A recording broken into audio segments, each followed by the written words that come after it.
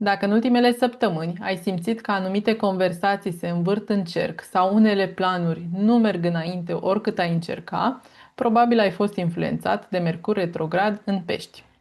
Începând cu 20 martie, Mercur reintră în mers direct și toate lucrurile astea se clarifică și încep din nou să ia avânt. Bună, sunt Ana Radu, sunt astrolog și bine ai venit sau revenit pe canalul meu de YouTube.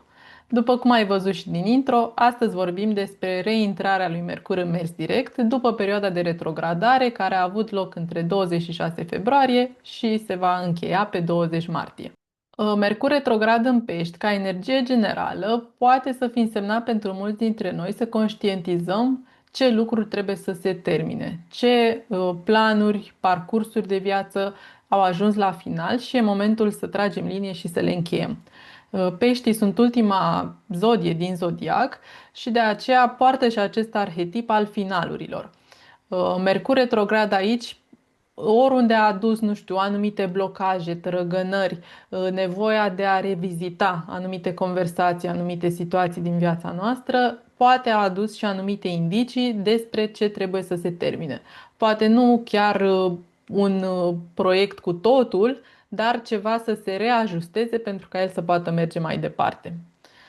Este interesant că toată această retrogradare a avut loc în jurul axei destinului, în jurul nodului nord, care este acum în Pești. La momentul reintrării lui Mercur în mers direct, el este chiar în conjuncție, la același grad, cu nodul nord. Asta poate aduce în prim plan anumite concluzii în conversații, de exemplu, sau în anumite procese mentale ale noastre legate de drumul nostru prin viață, de destin, de menire. Scopul este să ne aducă mai aproape de aliniere cu această menire a noastră, de a vedea ce trebuie să eliminăm, ce trebuie să scoatem pentru a trăi mai autentic și mai aliniați până la urmă cu noi înșine. În același timp, Mercur face un aspect cu Lilith în Săgetător care poate scoate la iveală din nou adevăruri incomode. Zic din nou pentru că Lilith tot face asta și tot a făcut aspecte cu Mercur. Um, Poate scoate la suprafață așa și anumite tensiuni legate de credințele noastre, anumite diferențe de perspectivă care poate au apărut în cadrul relațiilor noastre sau pur și simplu ne dăm seama că în interior noi am vrea să trăim o altă perspectivă decât o facem în plan practic. În aceeași zi în care Mercur intră în mers direct și Soarele intră în Berbec, începe un nou an astrologic și acest lucru este, bineînțeles că nu este întâmplător. Asta face ca orice decizie, conversație din această perioadă să aibă un impact mai mare pe direcția pe care pornim pentru următorul an astrologic. O să ne uităm în continuare la horoscopul pentru fiecare zodie în parte. Vă invit să vă uitați la ascendent, soare și lună. Horoscopul pentru ascendent, aplicați-l pentru toate domeniile de viață, ca o energie mai generală. Horoscopul pentru soarele natal sau pentru zodie. Aplicați-l preponderent în zona profesională, de carieră, exprimarea voastră în lume, vizibilă, și horoscopul pentru luna natală, pentru cei care știți poziția. Interpretați-l în context emoțional, de viață de familie, cămin și așa mai departe. Planul acesta mai intim. O să ne uităm pentru fiecare pe trei zone mari așa din hartă. Odată casa care are cuspida în Pești și apoi și casele guvernate de Mercur, adică cele din Gemeni și Fecioară. Impactul va fi pe toate acestea trei și vedem pentru fiecare zodie în parte ce poveste, ce piese de puzzle unim acolo. Înainte să începem, vă readuc aminte, dacă vă place conținutul pe care îl fac, să-mi dați un subscribe, să interacționați cu videoul dacă rezonați și de asemenea dacă vreți să avem consultații private, personalizate pe Zoom, găsiți linkul în descriere pentru programări. Pentru Berbec, pentru voi, reintrarea lui Mercur în mers direct poate influența mai ales zona proceselor interioare și a rutinei zilnice. Pe de o parte, Mercur este în casa a 12-a, deci tot ce ține de un plan mai puțin vizibil, inconștient, este și zona aceasta de finaluri sau în care poate, nu știu, v-ați izolat puțin în perioada asta de retrogradare ca să stați singur cu gândurile voastre și să analizați niște aspecte în liniște. Pot avea loc, odată cu reintrarea lui Mercur în mers direct, anumite clarificări interioare, să înțelegeți anumite situații, poate din trecut, care au revenit în prim plan, mă rog, în plan inconștient, dar au revenit în prim plan pentru voi, anumite situații din trecut în perioada asta, și poate marca și anumite finaluri de etapă. Cum spuneam și la început, orice fel de final acum are rol de a ne alinia mai mult pe drumul destinului nostru sau, mă rog, în sensul de a vă alinia mai mult cu voi, cu lucrurile pe care le doriți, chiar dacă sunt poate încă un pic în ceață așa și mai mult inconștiente, dar pe măsură ce veți avansa așa le veți vedea mai clar. Mercur guvernează casele 3 și 6 pentru voi.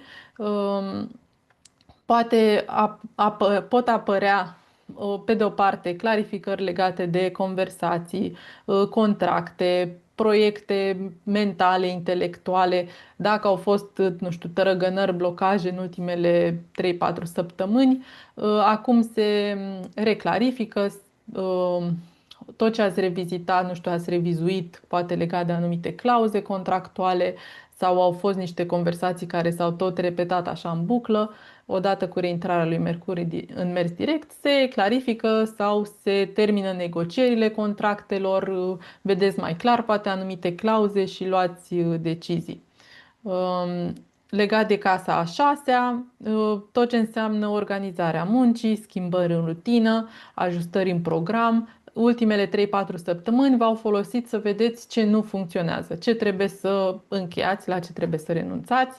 Specific pentru voi poate să implice, nu știu, să renunțați la un viciu, renunțați la fumat, renunțați la statul prea mult pe telefon, de exemplu, orice implică un fel de escapism, un fel de evadare din viața de zi cu zi, din rutina voastră, un obicei care nu vă face bine, puteți să le eliminați acum, oarecum să aveți acea decizie și acea rezoluție, așa și acțiune de a face asta acum.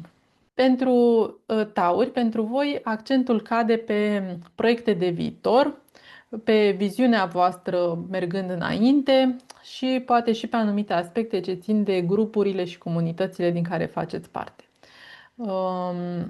Mai ales prin conjuncția cu nodul nord, Mercur când intră mers direct poate să vă clarifice tot ce, nu știu, ați ruminat în ultimele 3-4 săptămâni legate de cum vreți să arate viața voastră pe termen lung, această viziune pe termen lung. De asemenea, pot apărea clarificări în proiecte de grup dacă aveți sau în relația cu prieteni în sensul de comunități, grupuri mai mari din care faceți parte. Mercur guvernează casele 2 și 5.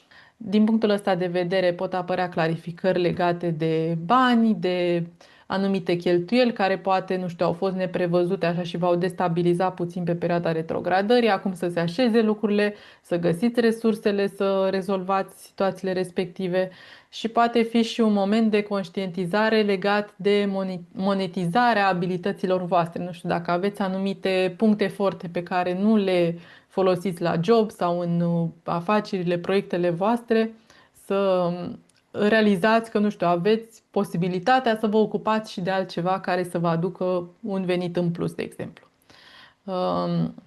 Ce ține de casa guvernată de Mercur prin Fecioară, casa a cincea, pot apărea deblocări legate de creativitate, de exemplu, dacă ultimele 3-4 săptămâni v-ați simțit, nu știu, prea ancorați în rutină și parcă nu ați intrat în același flux creativ ca înainte, dacă sunteți genul de persoană creativă, acum lucrul ăsta se deblochează puțin și chiar puteți avea o viziune nouă din punctul ăsta de vedere, adică să vă aliniați și mai mult către ce ați venit voi să faceți în viața asta. Tot așa legat de proiecte personale, relații romantice la fel, dacă au fost acolo, nu știu, anumite situații mai în ceață pe care nu le-ați înțeles, acum se clarifică, vedeți clar, nu știu, dacă o relație incipientă, nu știu, de exemplu, dacă ăsta e contextul vostru, e menită să rămână, să treacă la un alt nivel sau e momentul să se încheie. Pentru gemeni, pentru voi se activează casa a 10, adică casa carierei, a profesiei voastre, a statutului vostru în lume. Um, Pot apărea clarificări în sfera asta profesională sau anumite conversații destul de directe despre direcția voastră în carieră, mai ales dacă în ultimele 3-4 săptămâni vi s-a părut că, nu știu, nu sunteți foarte observați, nu primiți feedback, nu primiți validare pentru munca voastră sau dacă au fost tot felul de întârzieri, încurcături la job. Acum se așează, nu știu, oarecum ați revizuit poate anumite operațiuni din munca voastră, anumite proiecte au revenit în prim plan și ați identificat poate anumite erori, anumite greșeli pe care acum le-ați corectat și mergeți înainte pe curat, să spunem. Mercur retrograd, mai ales în casele astea ce țin de carieră, de muncă, de comunicare sau orice fel de proces mental, așa, pot scoate în prim plan greșelile anterioare care vin să le revizuim și să le corectăm și oarecum să învățăm și o lecție de acolo ca pe viitor să facem lucrurile din prima mai bine, să devenim mai eficienți.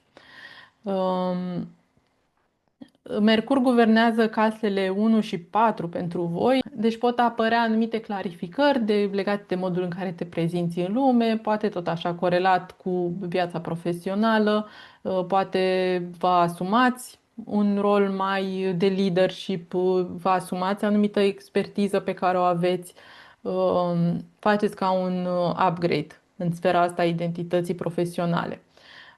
Apoi este și casa a patra influențată, deci poate și în zona asta, nu știu, a familiei, locuința, baza voastră emoțională, așa au fost poate puțin date peste cap și nu au fost lucruri foarte echilibrate acolo. Poate au ținut, bineînțeles, cont și de planul profesional. Până la urmă este un echilibru aici pe axa viață personală, viață profesională, se influențează una pe alta. Deci dacă au reieșit multe lucruri la iveală la muncă și v-au ținut mai ocupați, a fost afectată, bineînțeles, și viața de acasă. Și acum se reechilibrează planurile și nu mai sunt așa lucruri care să vă solicite atenția neplanificată. Pentru raci, pentru voi, Mercurii intră mers direct în casa a noua, deci legat, pe de o parte poate fi legat de studii sau pur și simplu de filozofia voastră de viață și de anumite principii după care vă ghidați. În corelație cu axa destinului, asta poate fi un moment în care ori, nu știu, decideți un parcurs de studiu sau decideți să încheiați un parcurs de studiu pe care nu-l mai considerați aliniat cu ce vreți să fie menirea voastră în viață. Sau poate fi un moment în care o perspectivă sau anumite fațete ale perspectivei voastre de viață, al filozofiei voastre de viață s-au schimbat. Poate ultimele 3 săptămâni v-au trimis să revizitați anumiți piloni după care vă ghidați și acum poate ați făcut niște mici ajustări pe perioada retrogradării și le aduceți și în plan concret acum. Începeți să și trăiți ghidați de aceste principii.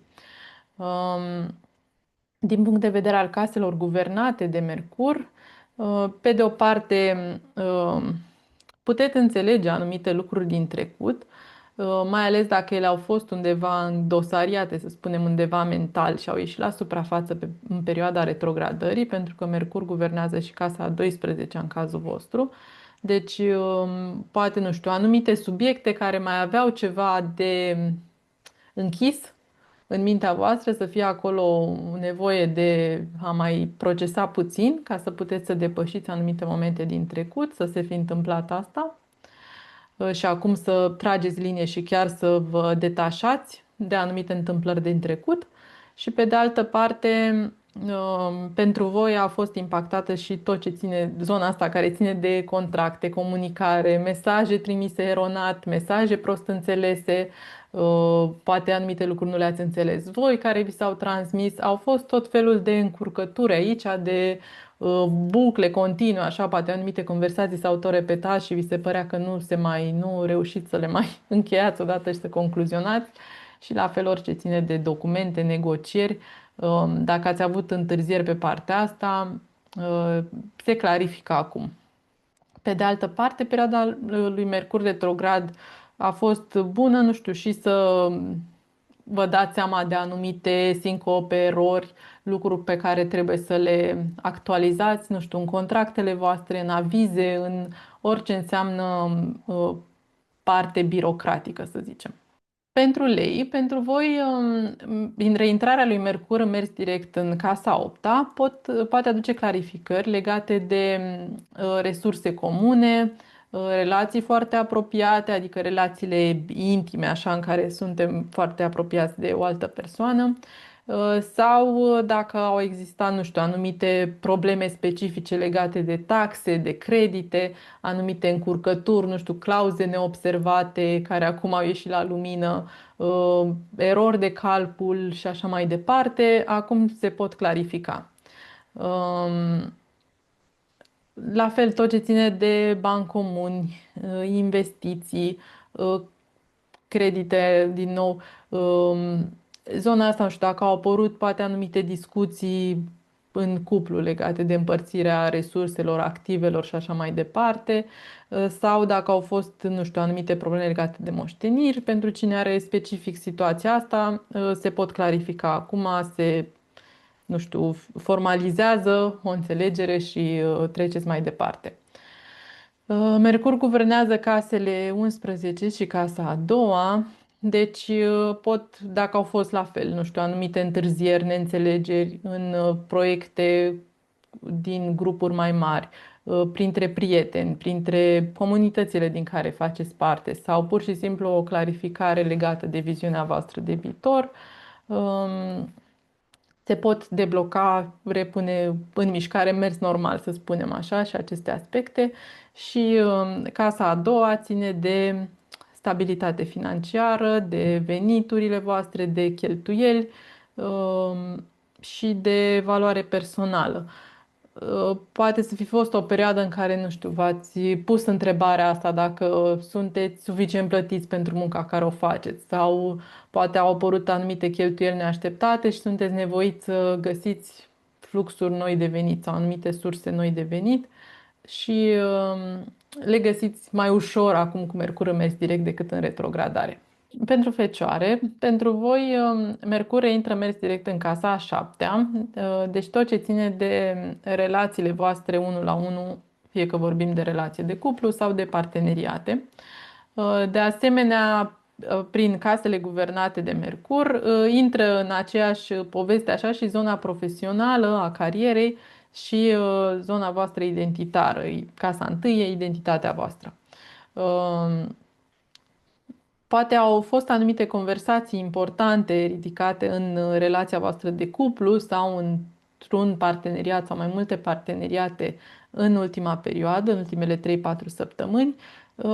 Dacă nu ați reușit să le clarificați, nu știu, să aduceți anumite schimbări în perioada retrogradării, ca o revizuire a relațiilor, puteți clarifica mai ușor acum, cu Mercur în mers direct.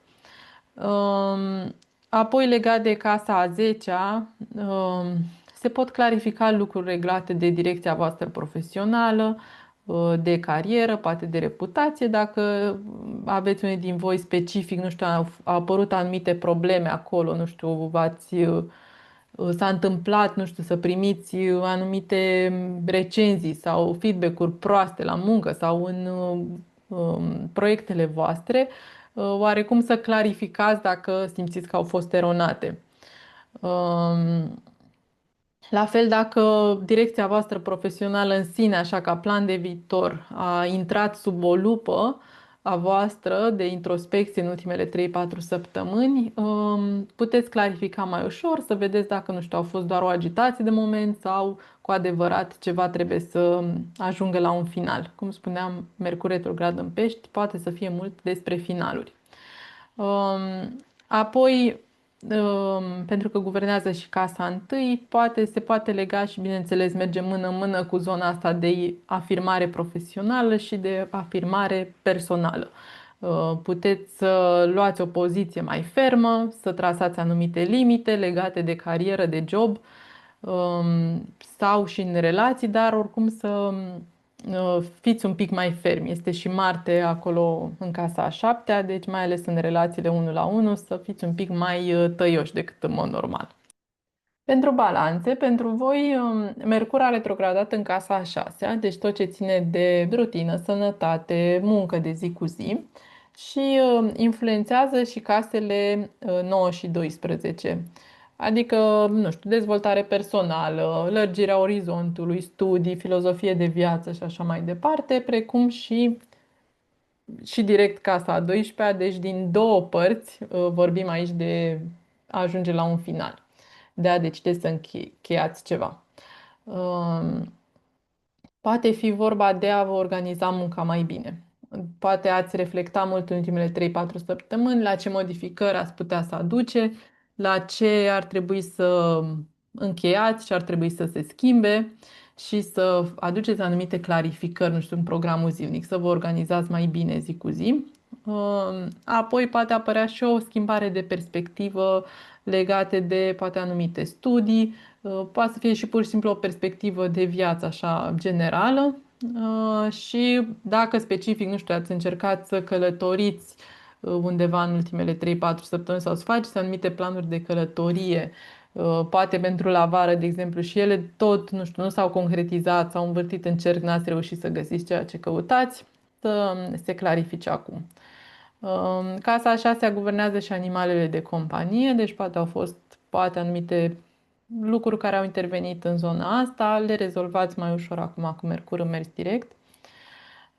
Și, cum spuneam, și casa a 12-a, deci închideri de cicluri, poate o perioadă de introspecție la puterea a doua pe perioada lui Mercur retrograd și acum, nu știu, să aduceți în plan mental anumite gânduri mai inconștiente, așa, poate care vin pe filieră emoțională, mai degrabă să vă dați seama de anumite lucruri care poate nu vă mai priesc, chiar dacă țin, nu știu, niște lucruri subtile, niște schimbări mici, așa, dar să aducă schimbări mari în rutina voastră de zi cu zi. Ori realizați că anumite lucruri pe care ați început să le adoptați în ultimele săptămâni chiar dau roade și vă fac bine, chiar dacă nu puteți să puneți exact punctul pe i, așa ce este, dar poate tocmai aceste revizuiri din perioada lui Mercur retrograd v-au îmbunătățit rutina și au adus și rezultate. Nu trebuie neapărat să găsiți, nu știu, acum carul cu fân, dar dacă ați făcut schimbări care pur și simplu vă fac să vă simțiți mai bine, păstrați-le. Pentru Scorpion, pentru voi, Mercur intră mers direct în casa a cincea, adică tot ce ține de creativitate, relații amoroase, proiecte personale și copiii sunt în casa a cincea dacă aveți copii. Dacă ați fost în ultimele 3-4 săptămâni într-o, nu știu, rutină, într-o pană de creativitate, dacă sunteți creativi, vă revine oarecum inspirația, odată ce Mercur intră mers direct. Și la fel și exprimarea voastră personală pur și simplu, nu știu, bucuria asta de a trăi.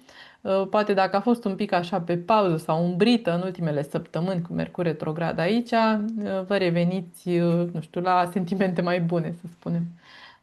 La fel și relații romantice sau dacă au existat anumite întârzieri legate de copii, nu știu, poate de școala lor, de educație, de relația voastră cu ei, poate nu v-ați înțeles așa, n-ați vorbit pe aceeași limbă în ultimele săptămâni și lucrul ăsta se mai ajustează. Apoi Mercur, apoi ca și case guvernate, ori de casa a 8-a și de casa a 11-a.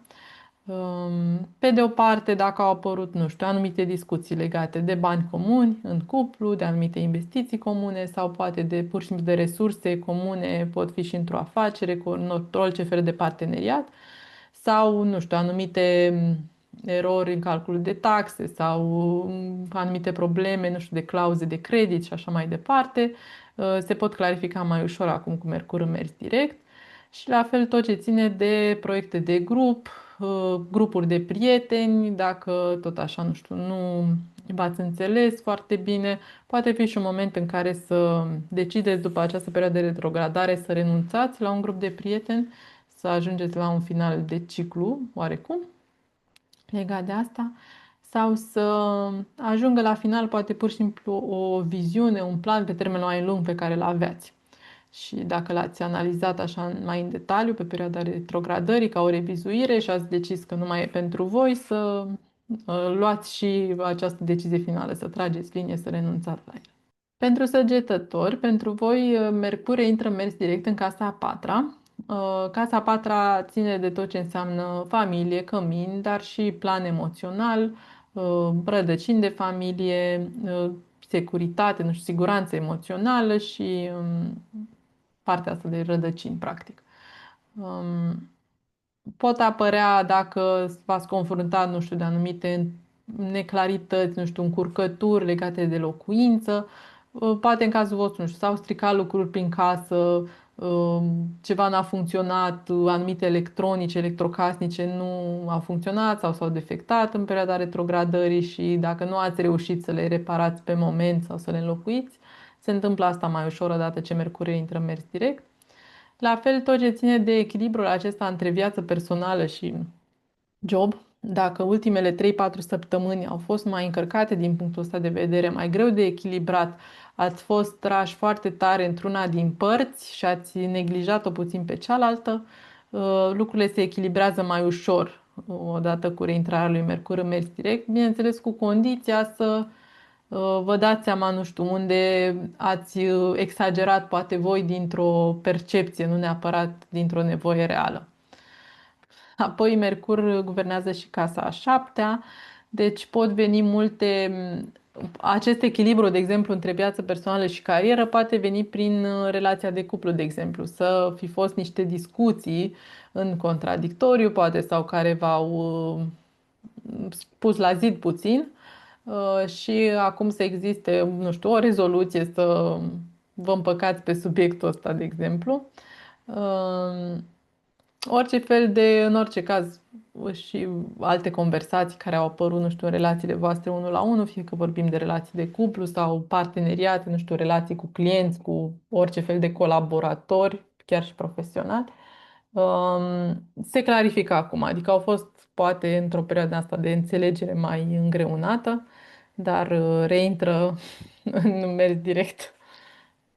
Pentru Capricorn, pentru voi, Mercure intră în mers direct în casa a treia a comunicării, a contractelor, a planului mental.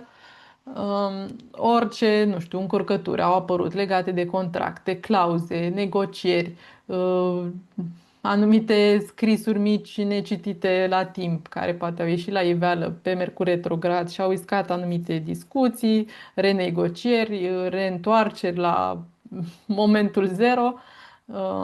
Se clarifică odată cu Mercur direct sau dacă trebuie să refaceți anumite contracte, în general, odată cu intrarea lui Mercur în mers direct, le refaceți. Aflați problema pe perioada retrogradării, o rezolvați și trageți linie după.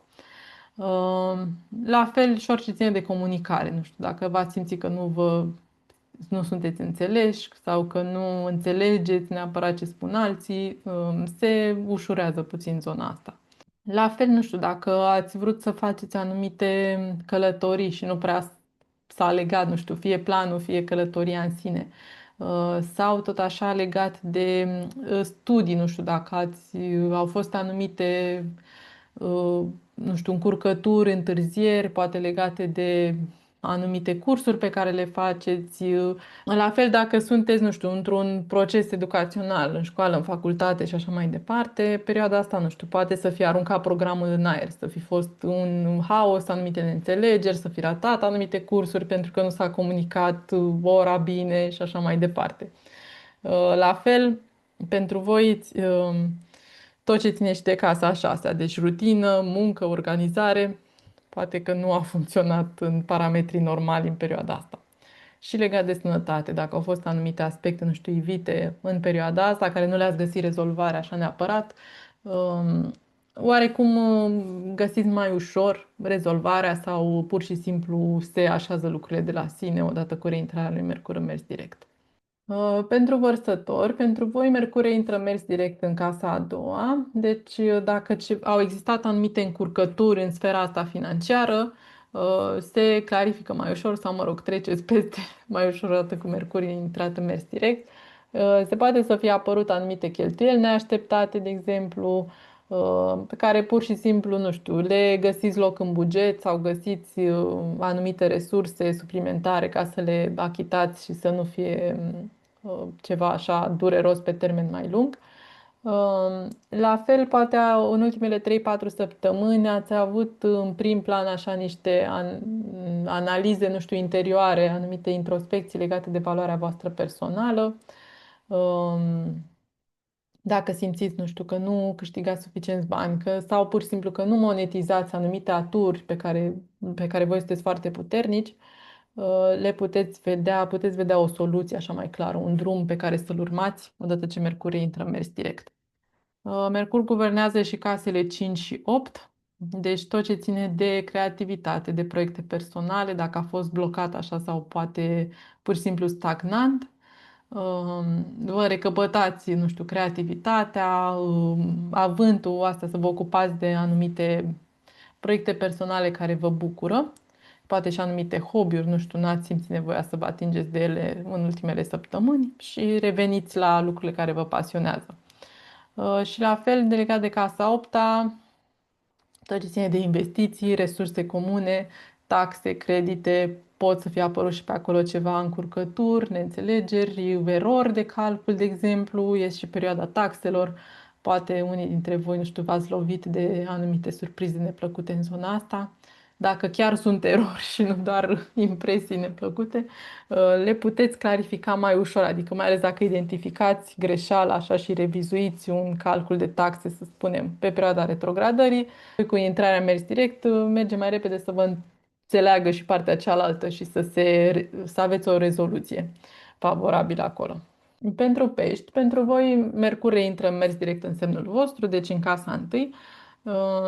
Poate aici a fost efectiv despre identitatea voastră, a fost o perioadă de revizuire în care poate ați pus anumite lucruri sub semnul întrebării, poate fi vorba și de anumite relații, poate de poziția pe care voi aveți anumite relații, dacă, nu știu, nu cumva oferiți prea mult, dacă nu vă sacrificați prea mult pentru alții, poate să aibă legătură și cu zona căminului, cu familia, poate vă dați seama că, nu știu, dați foarte mult în relații acasă și nu rămâne suficient pentru voi, poate să fie o perioadă în care, nu știu, vă repoziționați puțin, trageți linie la tiparul ăsta de sacrificiu care este al peștilor și hotărâți, nu știu, anumite limite sănătoase pentru voi, pentru timpul vostru personal, pentru activitățile care vă fac vouă plăcere și nu să mai fie totul pentru ceilalți și voi să fieți la capătul listei priorităților. Um, Orice fel de conversații, nu știu, care au apărut și nu prea au avut clarificare în perioada asta de retrogradare, fie în familie, fie în relații, în parteneriate, se clarifică mai ușor, odată ce Mercurie intră în mers direct. Și pentru voi are legătură și cu a vă restabiliza sau poate să vă fi revizuit menirea în viață. Anume, către ce lucruri vreți să vă dedicați în viață, în general, și ce părți din menire să facă parte din voi. Adică, ca o incorporare a menirii voastre, poate a fost o perioadă retrogradare asta în care ați hotărât că vreți să intrați în pielea unui anumit personaj într-o identitate nouă. Asta a fost. Dacă v-ați uitat până aici, nu uitați de subscribe, interacționați cu video dacă ați rezonat și ne vedem în următorul. Pa!